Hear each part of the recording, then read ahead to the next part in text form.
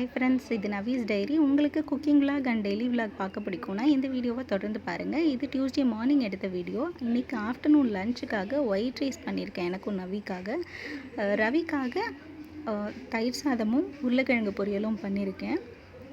Morning பிரேக்ஃபாஸ்ட்டுக்கு எங்கள் 2 பேருக்கும் தோசையும் தேங்காய் சட்னியும், நவிக்கு மட்டும் மஞ்ச் சீரியல்ஸ் போதும் அப்படின்னு சொல்லிட்டா. ஸோ அது பாலில் கொட்டி கொஞ்சம் சர்க்கரை போட்டு நவிக்கு கொடுத்தாச்சு.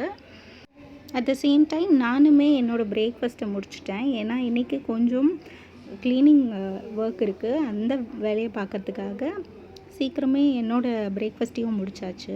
இப்போ நான் இன்றைக்கி என்ன பண்ண போகிறேன்னா, என்கிட்ட இருக்க எல்லா சீப்பையும் வாஷ் பண்ண போகிறேன். ஒரு பக்கெட்டில் 2-3 ட்ராப் ரின் போடலான்னு பார்த்தேன். பட் ரின் லிக்விட் வாஷ் இல்லை. அதனால் நான் விம் லிக்விட் ஊற்றியாச்சு. இப்போ அழுக்கான சீப்பு எல்லாத்தையும் தண்ணி ஊற்றின இந்த பக்கெட்டில் போட்டுற போகிறேன்.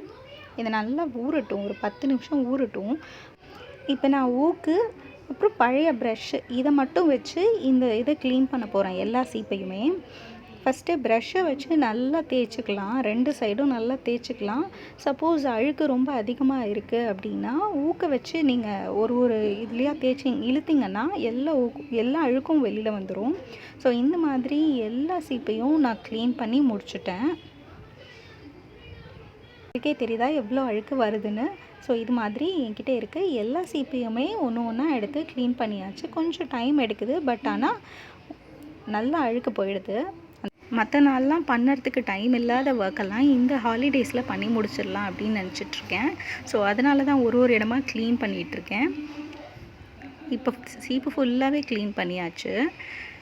இது எல்லாமே க்ளீன் பண்ணுறதுக்கு எனக்கு ஒரு 1/2 hour கிட்ட ஆகிடுச்சு.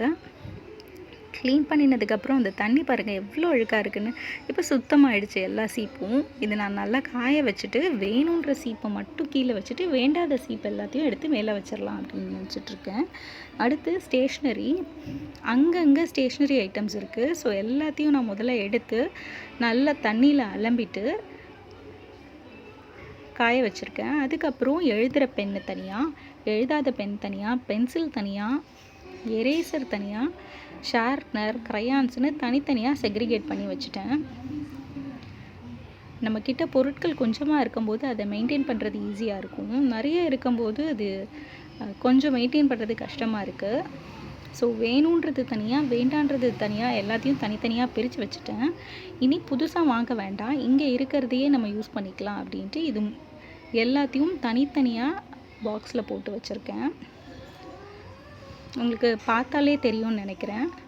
இப்படி தான் இந்த ஸ்டேஷ்னரி ஐட்டம்ஸ் எல்லாத்தையும் நான் ஆர்கனைஸ் பண்ணினேன் இன்றைக்கி. எனக்கு நவியுமே ரொம்ப ஹெல்ப் பண்ணினான். கீழ் ட்ரேயில் க்ரையான்ஸு, மேலே பென்ஸ், இன்னொரு கப்பில் பென்சில், எரேசர் தனியாக, ஷார்ப்னர் தனியான்னு தனித்தனியாக போட்டு வச்சுருக்கேன். இந்த மாதிரி செக்ரிகேட் பண்ணி வைக்கும்போது ரொம்ப ஈஸியாக இருக்கும். நமக்கு எது வேணுமோ எடுத்துக்கிறதுக்கு ரொம்ப ஈஸியாக இருக்கும். நீங்களும் ட்ரை பண்ணி பாருங்கள். இந்த வீடியோ உங்களுக்கு பிடிச்சிருந்ததுன்னா லைக், ஷேர் அண்ட் சப்ஸ்கிரைப் பண்ணுங்கள். தேங்க்ஸ் ஃபார் வாட்சிங்.